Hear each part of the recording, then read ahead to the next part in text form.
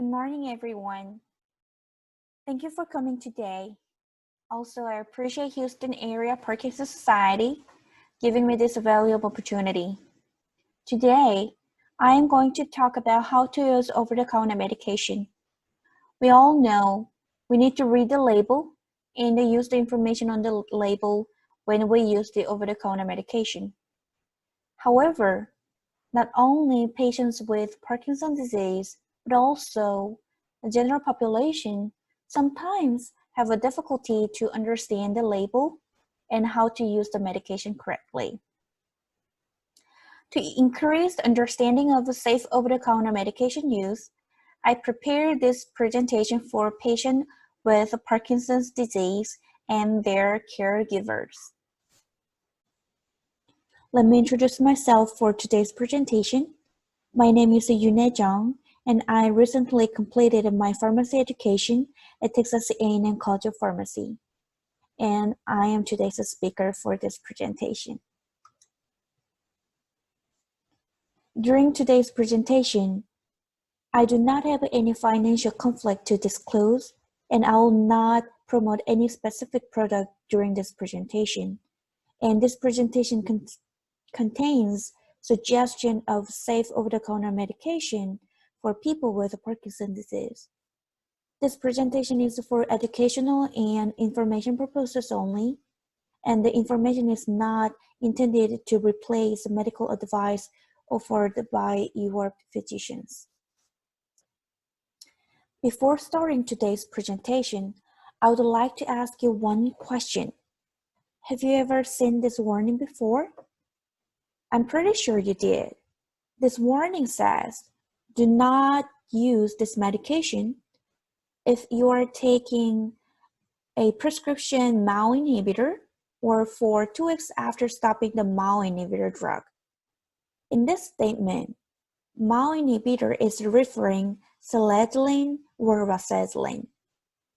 Sometimes, warning statement on the over-the-counter medication says, if you're taking any Parkinson's disease medications, ask a doctor or pharmacist before taking this product. In this presentation, I will cover what this warning means and why we need to pay attention to this warning and what happens if taking Parkinson's disease medication and over-the-counter medication together. This is the overview of today's presentation. We use over-the-counter medication to treat symptoms associated with common cold or cough, allergy, pain. Also, I'm going to cover about constipation and dry eye. The target audience would be the people with Parkinson's disease and their caregivers. Learning these things will help you can take care of yourself and others. Let's start with cough and cold medication. The number one rule for cough and cold treatment is getting plenty of rest and fluid. However, if you still need medication for cold and cough, then there are two big groups of over-the-counter medication. The first one is over-the-counter medication with single active ingredient. The second one is over-the-counter medication with combination medications with a multiple active ingredient. When I worked at the pharmacy, one of the common questions I received was, can I take a DayQuil, Mucinex DM, and Sudafed together? The reason of this question was, usually patients believe their symptoms are so severe, so they believe they need many products together to relieve their symptoms. People commonly use this combination medication when treating a set of symptoms. However, it is not safe. In this presentation, I would like to review what kind of active ingredient is in this combination product. I keep saying active ingredient.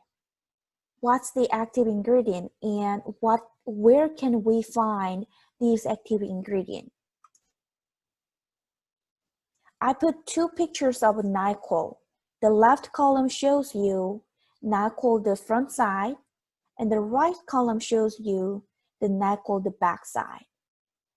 When you see the front side of the over-the-counter medication box or other packaging, you can find the acetaminophen, phenylephrine, doxylamine, and dextromethorphan. I make the yellow box to show you active ingredient.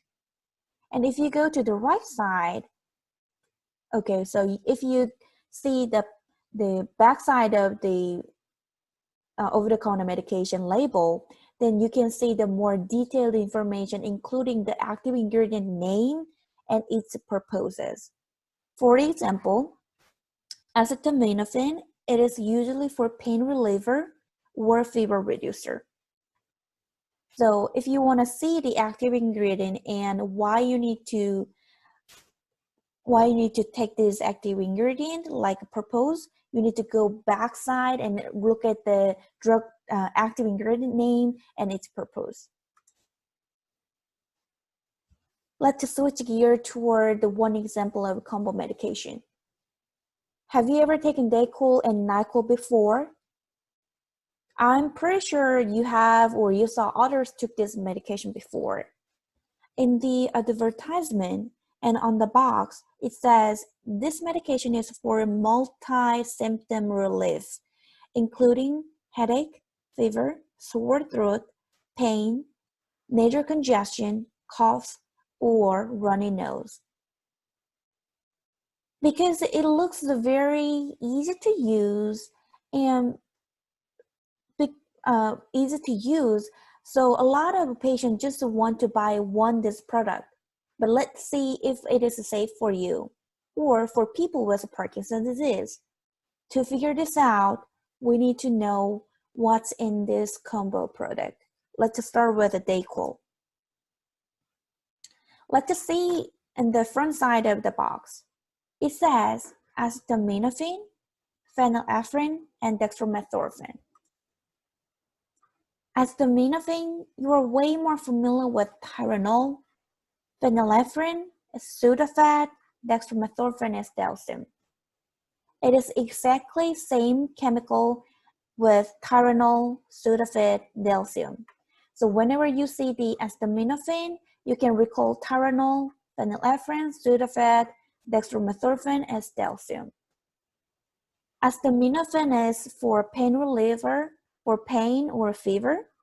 Phenylephrine is for decongestant, for nasal congestion. Dextromethorphan is used for cough suppressant for cough. Let's think about one patient. One patient came to the pharmacy and asked me one question. I'm taking Sinemet or levodopa and carbidopa or Rytary. Can I take this medication safely? As I told you before, DayQuil included 3 active ingredients: acetaminophen, phenylephrine, and dextromethorphan. There's no safety issue between Sinemet and DayQuil. So my answer is yes, you can take DayQuil for your cough and cold. There's no safety concern. What about other case? If the patient is taking selegiline or rasagili. Selegiline's brand name is Aleve, and rasagiline's brand name is Azilect. In DayQuil, acetaminophen, phenylephrine, dextromethorphan. One patient came to the pharmacy and asked me a question. If I'm taking selegiline or rasagili for Parkinson's disease, are these still safe? My answer would be, unfortunately, it is not safe. Then let's see what happens if the patient takes selegiline or rasagili and phenylephrine together. If the patient is taking selegiline or rasagili and phenylephrine together, they need to monitor their blood pressure very carefully. If they take these combo medication and selegiline or rasagili together, their blood pressure could be very high. If their blood pressure is extremely high, they may have these symptoms like severe headache and vision problem, difficulty of breathing, fatigue, chest pain, irregular heartbeat.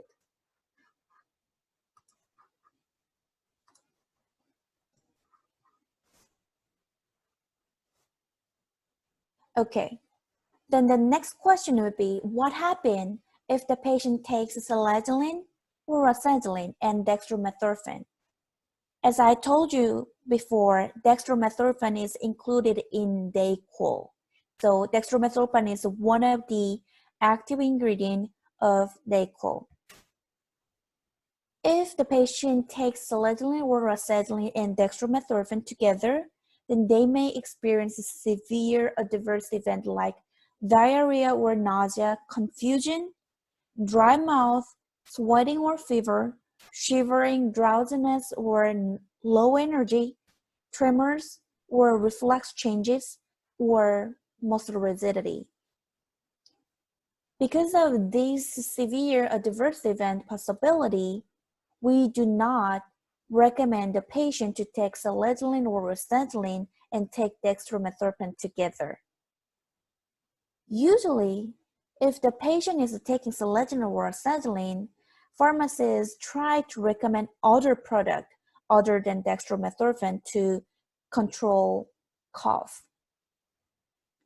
By this slide, I introduce you the active ingredient in DayQuil, and I introduce you what happens if the patient take selegiline or rasagili with DayQuil together. Let's move to the NyQuil. What's the difference between NyQuil and DayQuil? The only one difference between NyQuil and DayQuil is toxylamine. As you can see from the name, people take NyQuil at night.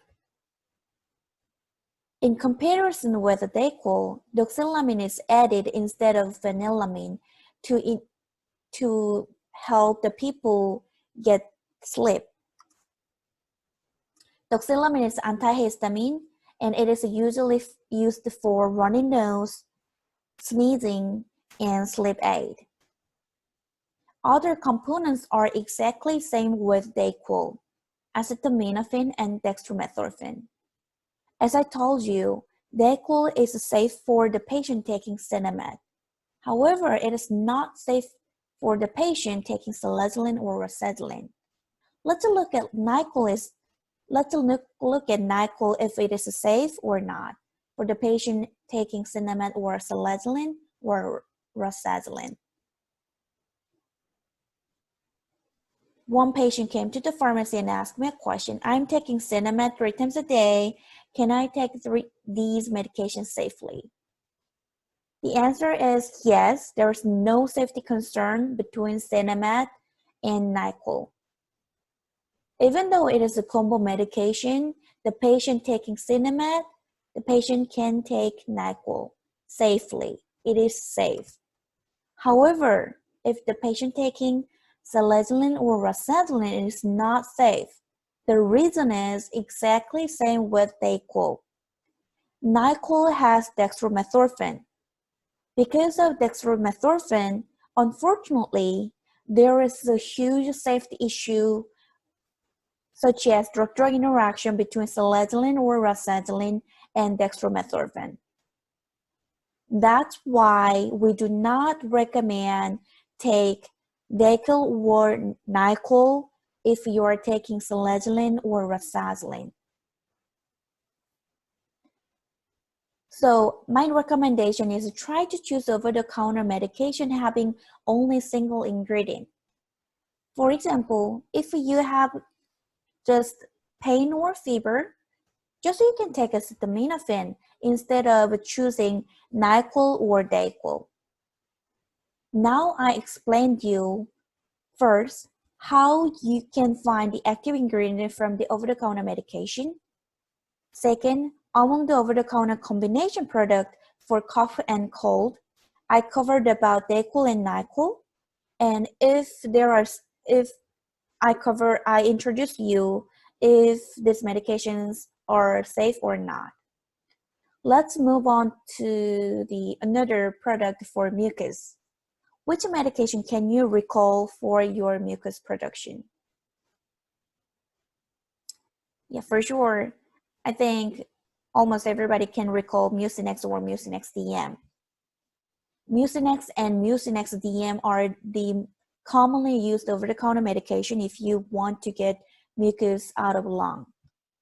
In Mucinex, you can see from the left side, there is guaifenesin. We call it expectorant, which thins and loosens mucus. Let's look at the Mucinex DM. There are two active ingredients such as guaifenesin and dextromethorphan. Wait. I hope you found something from here. We found Mucinex DM has dextromethorphan. From DayQuil and NyQuil, I keep talk to you. Dextromethorphan has structural interaction with rasagili and selegiline. And now you know there would be some risk with dextromethorphan. Let's look at Mucinex DM in detail. One patient came to the pharmacy and asked me exactly the same question. I am taking Sinemet. Can I take Mucinex DM safely? The answer would be yes. There is no safety concern between Sinemet and Mucinex DM. Guaifenesin, dextromethorphan, and Sinemet, there is no safety issue. However, if you are taking selegiline or rasagili, Mucinex DM is not safe. The reason, dextromethorphan. There is a huge structural interaction between dextromethorphan and rasagili or selegiline. You can recall safety issue of DayQuil and NyQuil if you are taking selegiline or rasagili.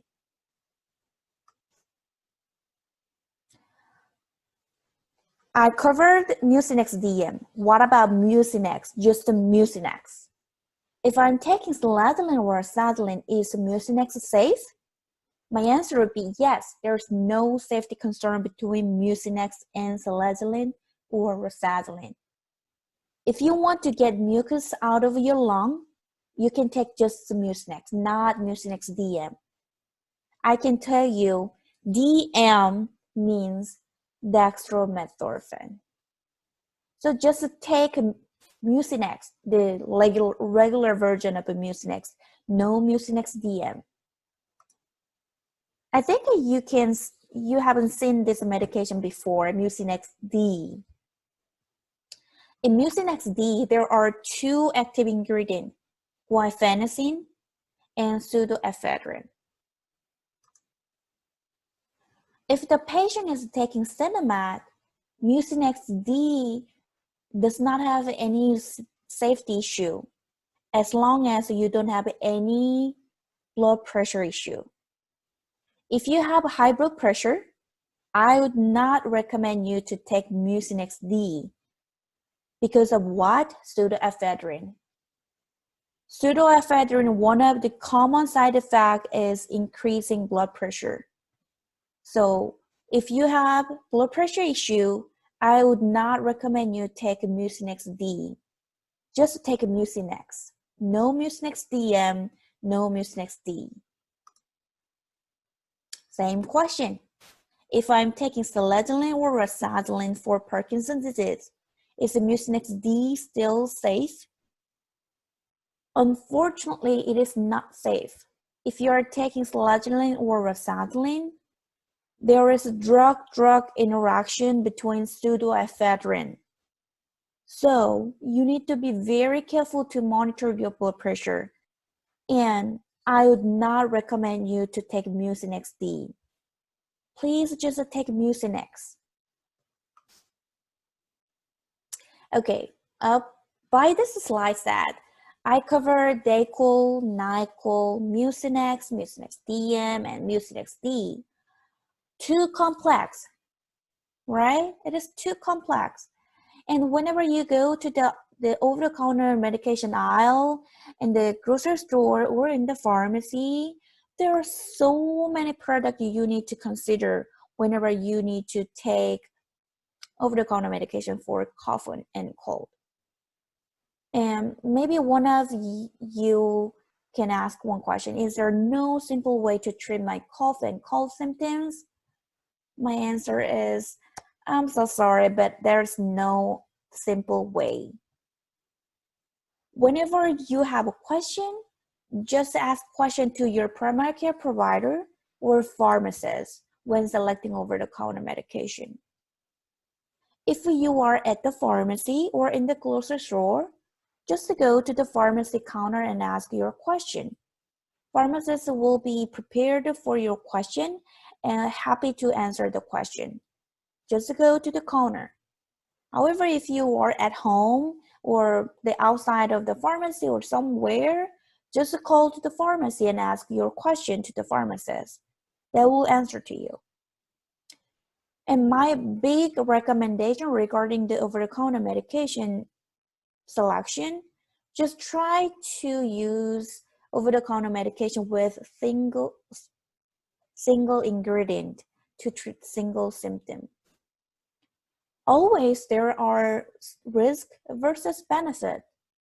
Even though I would say it would be a safety issue between this and this medication, but maybe your physician want to try some certain over-the-counter medication to control your symptoms. So just talk to your primary care provider before making any changes to your medication. And if available, try to use a topical agent or locally acting agent. Let's look at what kind of topical agent you can select. The first thing is I would like to give you some hint to match single ingredient with single symptom. If you have a nasal or sinus congestion around the ear, you can select the decongestant such as Sudafed. If you have a runny nose or sneezing, you can find antihistamine like Allegra, Zizal, Zyrtec, and Claritin. If you have just cough, you can select cough suppressant, but just be careful if you are taking selegiline or rasagili. Dextromethorphan such as Delsim is not recommended for you. You need to find other product. If you have a cough with mucus, you can find expectorant such as just regular Mucinex. No Mucinex D, no Mucinex DM. If you have pain or fever, you can find a pain reliever like a Tylenol or Motrin. Tylenol is Acetaminophen, Motrin is Ibuprofen. Let's look at the topical decongestant.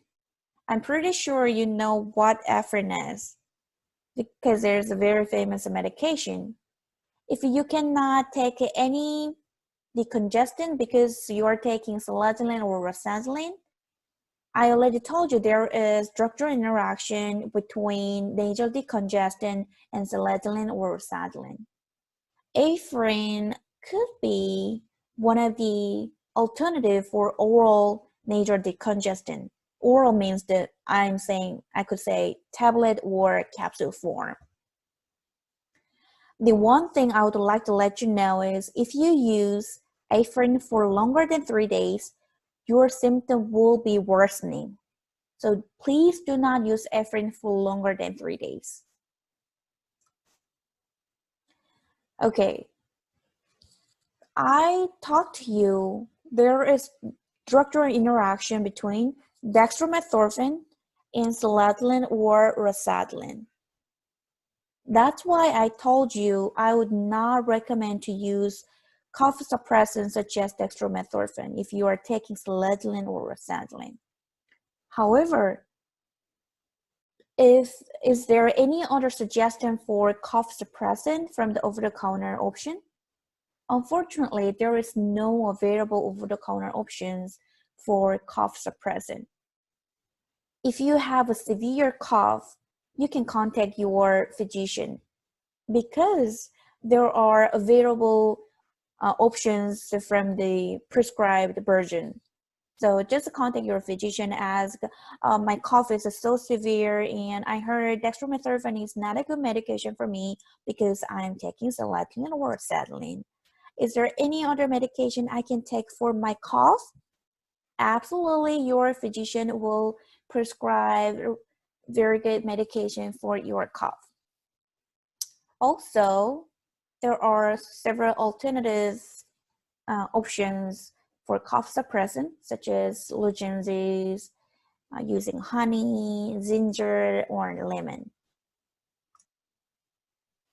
Okay, now I'm going to cover the second part, over-the-counter medication for allergies. I put some pictures to describe allergy symptoms, such as sneezing, runny nose, itching, and nasal congestion. Whenever you have these symptoms, you can find allergy medication from the over-the-counter shelves. One common question I received from the pharmacy was, can you recommend safe over-the-counter allergy medication for people with Parkinson's disease? Because whenever you go to the over-the-counter medication aisle for allergy, there are a big, huge list of medication you can find. There are so many over-the-counter medication just for allergy. This is my number one recommendation. My number one recommendation is try to use a steroid nasal spray. Usually nasal spray is working to nasal area locally. Even though if there is possible side effect or drug-drug interaction, because this is working to the locally, so these side effect or drug-drug interaction would be minimized comparing the taking tablet or capsule. So my number one recommendation is to try to use a steroid nasal spray. The brand name would be Flonase, Rhinocort, or Nasacort. I put these brand name pictures with a steroid nasal spray. However, you can find a bunch of over-the-counter medication from any pharmacist just with a different packaging. As long as the active ingredient is the same, you can find the exact same benefit with just a cheaper price, because generic is usually cheaper than brand, and the chemical from brand and from generics are exactly same. Just it is from the certain pharmaceutical company and it is from the generic version. So just to find the exact same active ingredient from the different packaging. So my number one recommendation is a steroid nasal spray.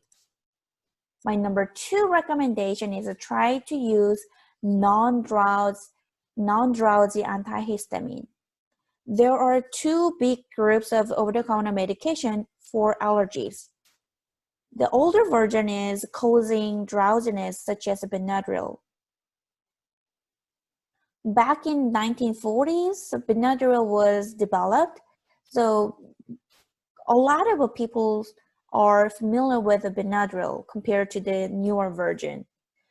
The right side, I put the newer versions such as Allegra, Claritin, Zyrtec, and Zysol. The second one is a newer one that does not cause drowsiness. Commonly, you can see non-drowsy in the box.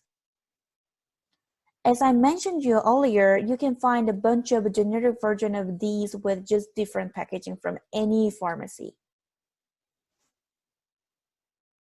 So I just put the more bigger pictures here: Allegra, fexofenadine, Zysol, and Zyrtec, and Claritin. And from the box of Allegra, you can find a non-drowsy here. And from the box of the Claritin, you can find the statement of non-drowsy here. So please consider non-drowsy antihistamine whenever you want to try over-the-counter medication for allergies. But it is too many, so just go to the pharmacy counter and ask a question. Which allergy medicine is non-drowsy? I have allergy symptoms. Can you recommend any allergy medication for me? I am taking this and this medication for Parkinson's disease.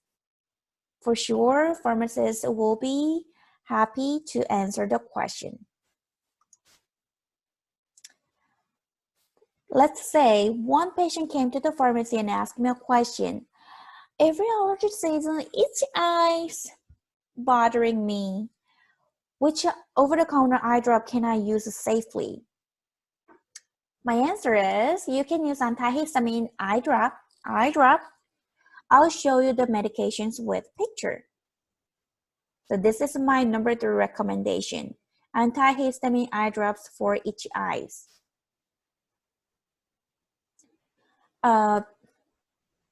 Zaditor, there are actually 3 different brand names, and you can find the generic versions from any pharmacist. Zaditor, Aleve, and Pataday are all antihistamine. Zaditor and Aleve, compared to the Zaditor and Aleve, Pataday is a very brand new medication.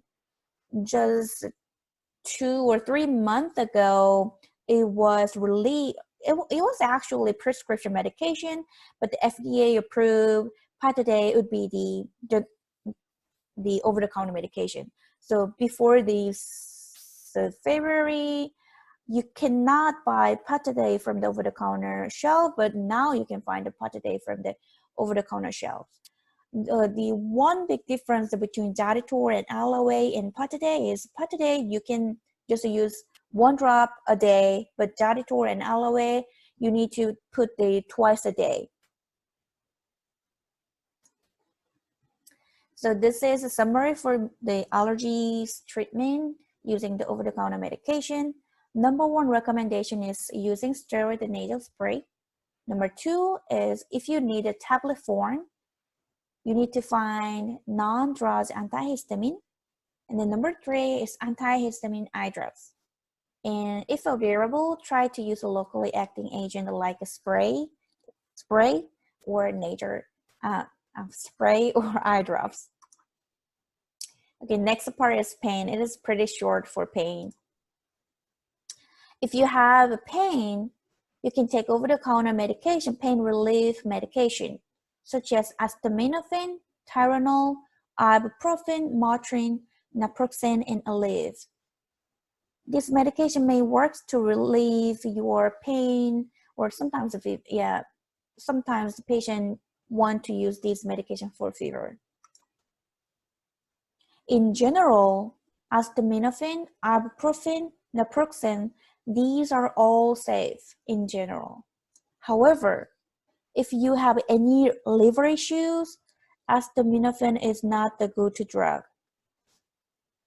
Also, there is the daily maximum dose. We all say 4,000 milligram. However, it's too difficult to remember 4,000 milligram a day. So I put the picture here. The maximum dose of Tylenol is 8 pills of 500 milligram. If you buy the extra strength of Tylenol, the active ingredient of Tylenol is 500 milligram in 1 pill.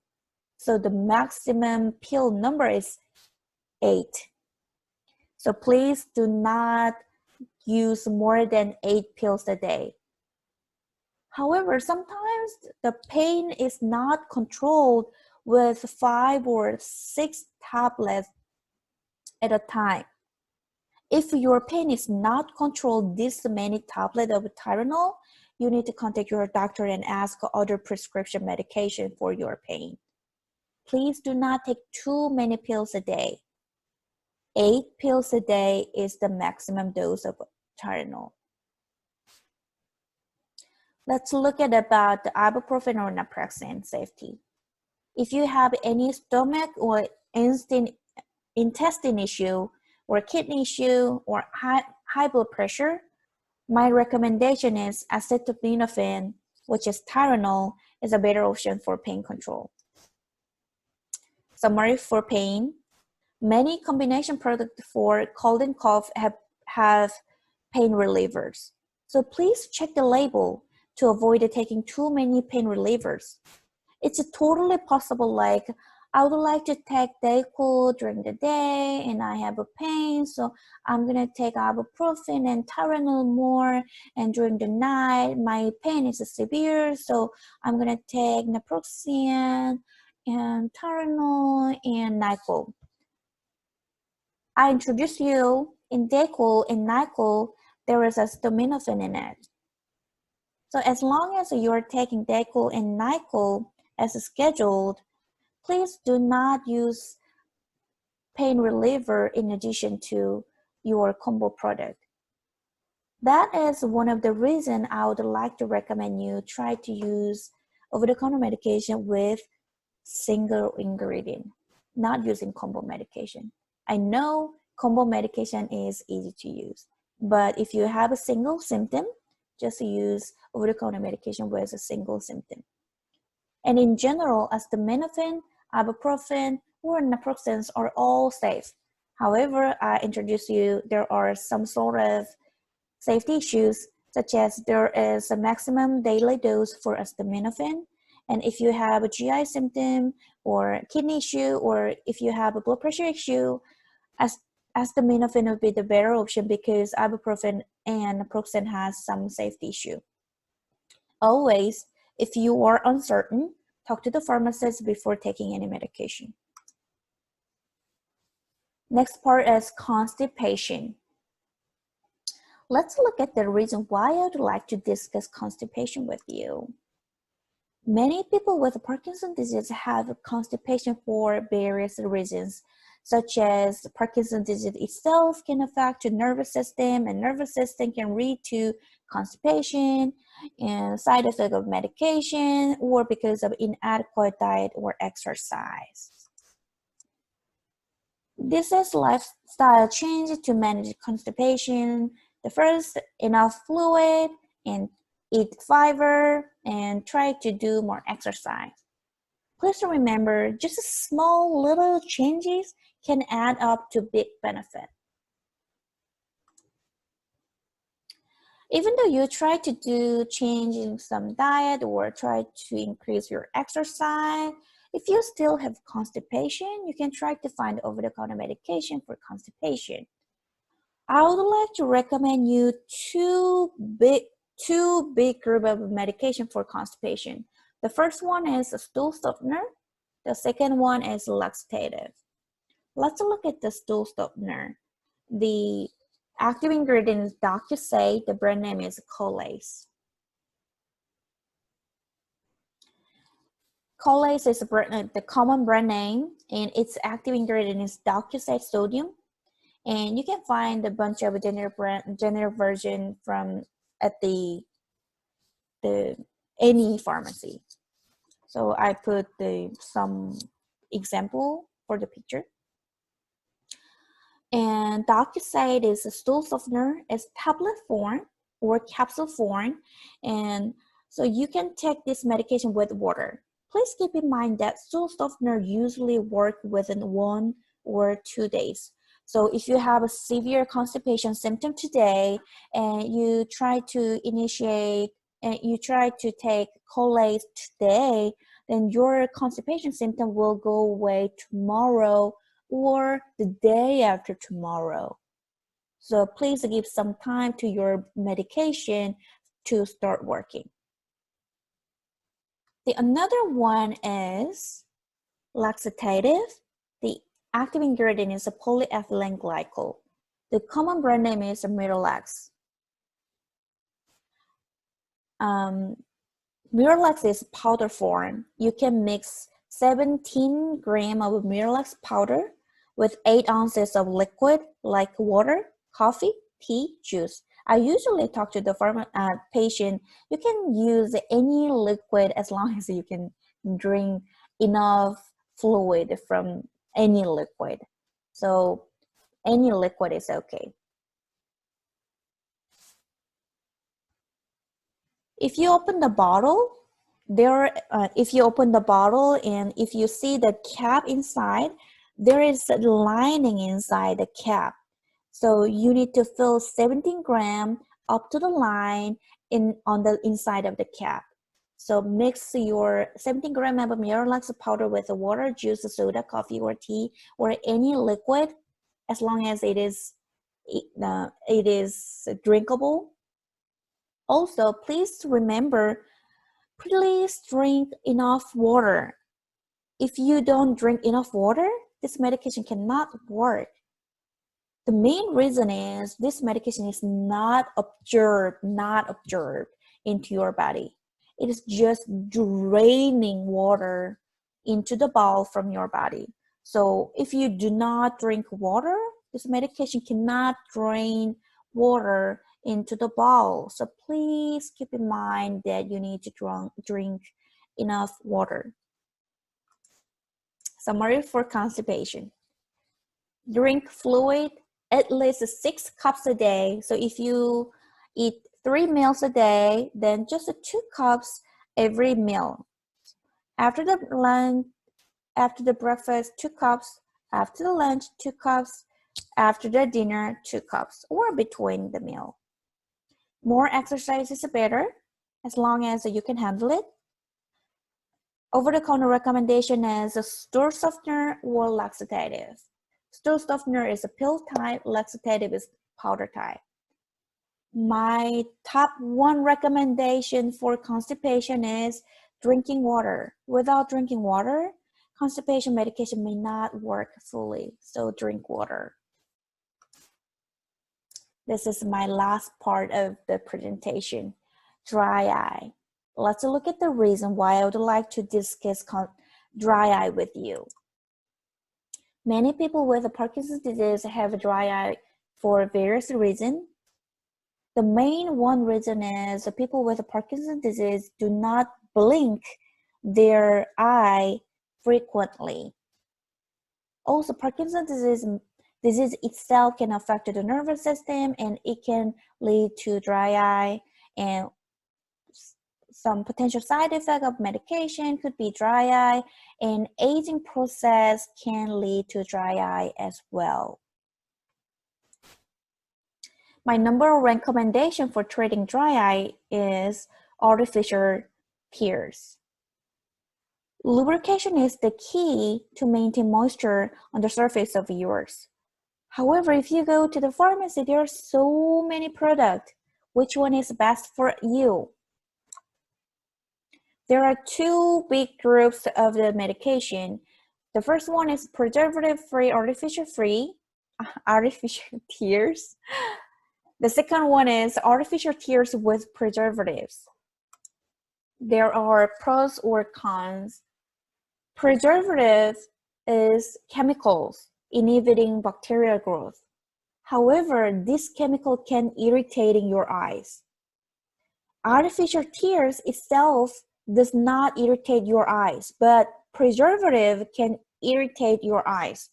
So if you need more frequent use of artificial tears, I would not recommend to choose artificial tears with preservative. If you try to use preservative-free artificial tears, it is usually, the packaging is usually for the single use, and because of that, it is usually expensive. However, there are a bunch of pros. You don't have to worry about irritation because there's no preservative. Secondly, because there's no preservative, no irritation, so you can use this medication frequently, like more than 4 times a day. So if you have more mild or moderate dry eye symptoms, you can find both of them depending on the cost.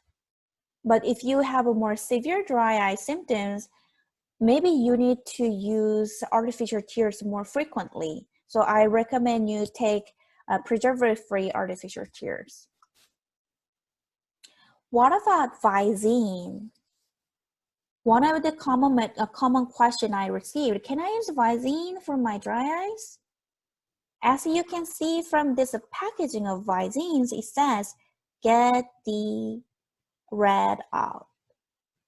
Yes, Visine is usually used for just redness. I listed some common symptoms of dry eye here: stinging or burning, sandy or gritty sensation, blurred vision, or redness. However, Visine is usually only for redness. For this medication, please do not use this for longer than 3 or 4 days at a time. But I already mentioned you, as long as you have symptoms such as just redness. So if you have a stinging, burning, or a sandy or a gritty sensation or blurred vision, this medication will not relieve these symptoms just for redness. You may have a question, why can I cannot use this medication for longer than 3 or 4 days? Why? If you're using this medication longer than 3 or 4 days or chronically, more irritation. Ironically, more irritation and inflammation can occur. So just if you really want to use Visine for your redness on your eyes, just use this medication just for 3 or 4 days.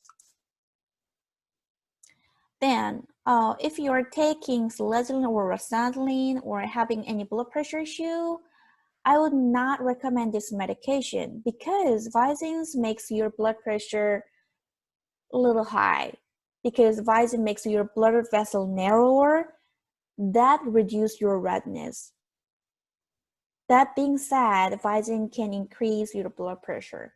So I would not recommend this medication if you are taking selegiline or rasagili or having blood pressure issue. Let's say other patient came to the pharmacy and asked me, I'm taking Sinemet or Rectari, can I use Visine for dry eye? Okay, so my answer would be, yes, you can. There's no safety issue. However, artificial tear would be the better option for you. And the second patient in the line asked me, I'm taking selegiline or rasagili, can I use Visine for dry eye? Answer is, no, it's not safe. Please do not use Visine for your dry eyes. Just try to use artificial tears. For patients with dry eyes, we usually recommend to use artificial tears indefinitely. So please try to use artificial tears, not try to use Visine. What about Visine A? Visine A is the different medication with Visine plus phenylamine.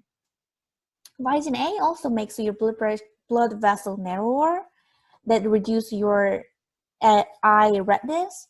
So with the same reason, Visine A also I would not recommend you. So try to use artificial tears. Summary. Number 1 recommendation is artificial tears.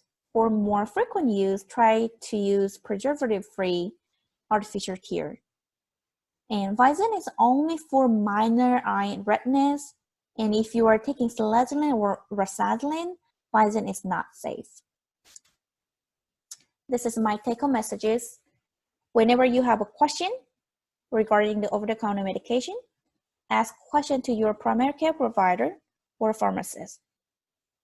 Avoid product with a multiple active ingredient. Try to choose over-the-counter medication with single active ingredient. My last one is talk to your primary care provider before making any changes to your medication. Also, I made this handout. So I think you can find this handout from your email from the Houston area Parkinson Society. And this is my last slide, and my last message to you is take over-the-counter medication safely. And thank you for watching this video. And if you have any question, I'm welcome to answer the question. For further information, please send the email at education.hapsonline.org. Thank you.